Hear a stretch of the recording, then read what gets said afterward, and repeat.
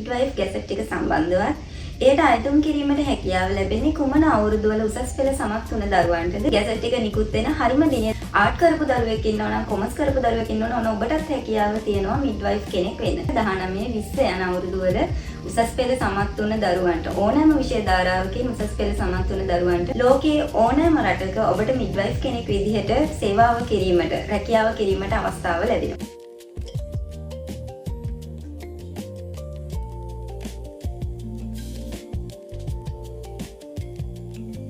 සුබ දවසක් හැමෝටම. අද වීඩියෝ එකේදී කතා කරන්නේ ඉදිරියේදී නිකුත් වීමට තියෙන midwife ගැසට් එක සම්බන්ධව. එයට අයතුම් කිරීමට හැකියාව ලැබෙන්නේ කුමන අවුරුදුවල උසස් පෙළ සමත් වුණ දරුවන්ටද? ඒ සඳහා අවශ්‍ය වන සුදුසුකම් සහ මේ පාඨමාලාව සම්බන්ධ සියලුම කරුණු. ඉතින් ගැසට් එක නිකුත් වෙන හරිම දිනය දැන ගැනීමට අවශ්‍ය නම් වීඩියෝ එක අවසානය වෙනතෙක් රැඳී සිටින්න. midwife කෙනෙක් එහෙම නැත්නම් පෞල් සෞඛ්‍ය සේවා නිලධාරිනියක් කියලා කියන්නේ සෞඛ්‍ය ශාස්ත්‍රය තුල ඉතා කැපී පෙනෙන වෘත්තියක්. ඉස්සර කාලේ බොහෝ දෙනෙක්ගේ මතයක් තිබ්බ හැමෝටම ලේසියෙන් midwife වෙන්න පුළුවන්, ඒ වගේම මේක ග්‍රාමීය රස්සාවක් කියන එක. නමුත් මේ වෙන විට midwife කියලා කියන්නේ අපේ රටේ විතරක් නෙවෙයි මුළු ලෝකයේම ඉහළ පිළිගැනීමක් තියෙන ඉන්ටර්නැෂනල් වෘත්තියක්. ඉතින් හැමෝටම ලේසියෙන් midwife කෙනෙක් වෙන්න බෑ. ඊට අවශ්‍ය වෙන අධ්‍යාපන සුදුසුකම් තියෙනවා. ඒ වගේම තමයි අනෙකුත් සුදුසුකම් තියෙනවා. නර්ස් කෙනෙක්ට වගේම තමයි මේ වෙද්දී midwife කෙනෙක්ට ලැබෙන වැටුපත් එක හා සමාන වෙනවා. ඒ වගේම එක හා සමාන පිළිගැනීමක් තමයි සමාජය තුළ තියෙන්නේ. නර්ස් කෙනෙක් වෙන්න බලාපොරොත්තුෙන් ආසාවෙන් ඉඳලා නමුත් ඒට අවශ්‍ය වෙන සුදුසුකම් සපුරා ගන්න බැරුව නර්ස් කෙනෙක් වෙන්න බැරි වුණා නම්, ඒ වගේම තමයි පහුගිය නිකුත් වුණ ගැසට් එක ඔයාලට මිස් වුණා නම්, ඉන්ටර්විව් එකේදී යම් ගැටලු ඇති වෙලා ඔබ ඉන්ටර්විව් එකෙන් ඉදිරියේදී ෆේල් වුණොත් ඔබට පුළුවන් midwife කෙනෙක් විදිහට සෞඛ්‍ය ශාස්ත්‍රයට ඇතුල් වෙන්න. midwife කෙනෙක් විදිහට අපේ රටේදී ලබා දෙන මේ ට්‍රේනින් එක, ඒ වගේම තමයි හොස්පිටල් එකේදී ඔබ ලබා ගන්න අත්දැකීම ලෝකයේ ඕනෑම රටක ඔබට midwife කෙනෙක් විදිහට සේවාව කිරීමට, රැකියාව කිරීමට අවස්ථාව ලැබෙනවා.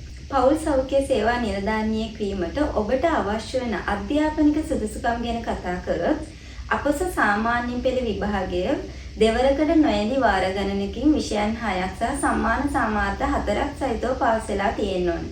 එහිදී සිංහල හෝ දෙමළ භාෂාවත්, ගණිතය, විද්‍යාව යන විෂයන්ට අනිවාර්යයෙන්ම C සාමාර්ථ තියෙන්න ඕනේ. ඒ කියන්නේ සම්මාන සාමාර්ථ හෝ ඊට වඩා වැඩි සාමාර්ථයක් අරගෙන තියෙන්න ඕනේ. මෙහිදී ඉංග්‍රීසි භාෂාව සමත් වෙලා තියෙන එක අනිවාර්ය කරුණක් වෙන. ඒ කියන්නේ ඉංග්‍රීසි භාෂාවට අවමේ සාමාර්ථයක් ඔබ අරගෙන තියෙන්න ඕනේ.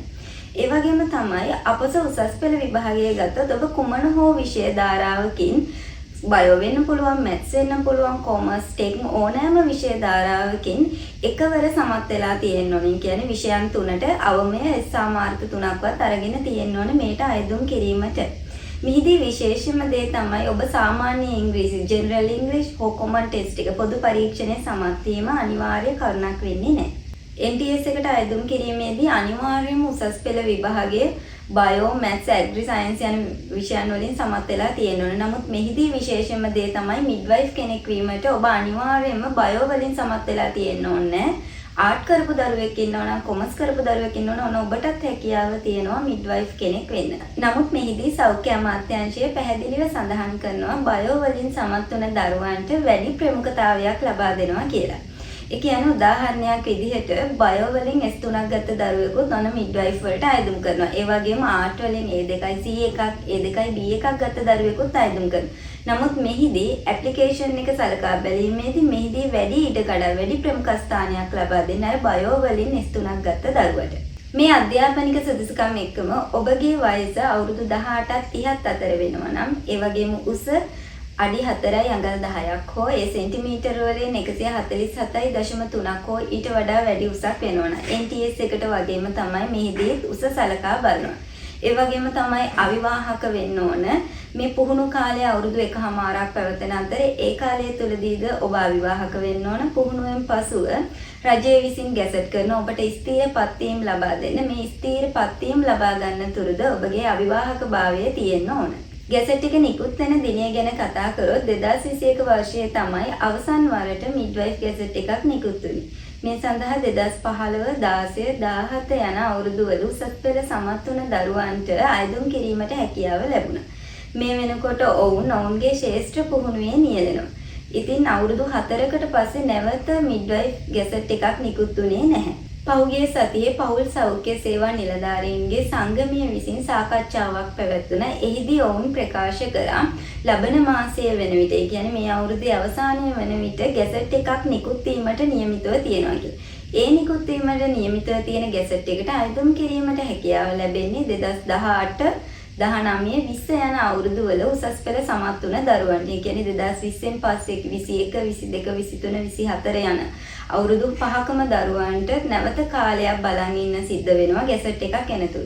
මොකද පවුල් සෞඛ්‍ය සේවා නිලධාරිණී කියලා කියන්නේ නිතර වේකන්සිස් හැදෙන ඉක්මනින්ම රෙක්රුට් කරන රැකියාවක් නෙවෙයි. මොකද සීමිත පිරිසක් තමයි බඳවා ගැනීම සිද්ධ කරන්නේ. ඒ ගැසට් එක නිකුත් වෙන්නේ සාමාන්‍යයෙන් අවුරුදු 2කට පස්සේ, පහුගිය ගැසට් එක නිකුත් වුණේ අවුරුදු 4කට පස්සේ. ඒ වගේ යම් කාලයක් ගත වෙන්න පුළුවන්. සාමාන්‍යයෙන් මේ මිඩ්වයිෆ් ගැසට් එකක් නිකුත් කරන්නේ එක් ශිෂ්‍ය කණ්ඩායමක් බඳවා ගත්තට පස්සේ ඔවුන්ගේ සම්පූර්ණ පුහුණු කාලය වුණාට පස්සේ, කියන්නේ වසරක තියෙන අධ්‍යයනික පුහුණු කාලයත් මාස 6ක තියෙන ශ්‍රේෂ්ඨ පුහුණු කාලයත් අවුරුදු 1කමාරක් පුරාවට තියෙන ඔවුන්ගේ සම්පූර්ණ පුහුණු කාලය ඉවරුණාට පස්සේ තමයි සාමාන්‍යයෙන් ගැසට් එකක් නිකුත් කරන්නේ. නමුත් පහුගිය සතියේ පැවතුන පවුල් සෞඛ්‍ය සේවා නිලධාරීන්ගේ සංගමයේ සාකච්ඡාවෙන් ඔවුන් ප්‍රකාශ කරා මේ වෙනකොට අවුරුදු 4කටත් වඩා වැඩියෙන් ගැසට් එක ප්‍රමාද වෙලා තියෙනවා. ඒකින්ද ලබන මාසයේ, ඒ කියන්නේ මේ අවුරුද්දේ අවසානයේ වෙනකොට ගැසට් එක රිලීස් කරන්න බලාපොරොත්තු වෙනවා කියන ප්‍රකාශය ඔවුන් ඉදිරිපත් කරා. ඉතින් අවුරුදු 7කම ළමයි බලාගෙන ඉන්න හින්දා අවුරුදු 7ටම මේ එන ගැසට් එකට අයදුම් කිරීමට හැකියාව ලැබෙන්නේ නැහැ. 2018 19 20 යන අවුරුදුවල උසස් පෙළ සමත් වුණ දරුවන්ට, ඕනෑම විෂය ධාරාවකින් උසස් පෙළ සමත් වුණ දරුවන්ට මේට අයදුම් කිරීමට හැකියාව තියෙනවා. නමුත් මම කලින් සඳහන් කරපු සුදුසුකම් සියල්ලම සපුරලා තියෙන්න ඕන. පවුල් සෞඛ්‍ය සේවා නිලධාරිණී කියලා කියන්නේ නිතර රෙක්රුට් කරන ජොබ් එකක් නෙවෙයි. ඊට යම් කාලයක් ගත වෙනවා. සාමාන්‍යයෙන් අවුරුද්දක් ගැසට් එක එනවා. ඊට වඩා වැඩි කාලයක් ගත වෙන්න පුළුවන්. මේට බලපාන්නේ මේ වෘත්තිය තුළදී හැදෙන වේකන්සිස් ප්‍රමාණය අනුව තමයි ගැසට් එකක් රිලීස් කරන්නේ. මම හිතනවා ඉදිරියේදී මිඩ්වයිෆ් කෙනෙක් වෙන්න බලාපොරොත්තු වෙන ආසාවෙන් හිටපු ඔබට මේ සුබ ආරංචියක්. ඉතින් මේ සුදුසුකම් ඔබට තියෙනවද කියලා බලන්න. ගැසට් එක මිස් කරගන්න එපා. ගැසට් එක නිකුත් වෙනවත් එක්කම අපේ channel එකේ වීඩියෝ එකක් දානවා. ඒක කොහොමද නිවැරදිව අයදුම් කරන්නේ, ඒ සඳහා අවශ්‍ය වන ඩොකියුමන්ට්ස් මොනවද කියලා.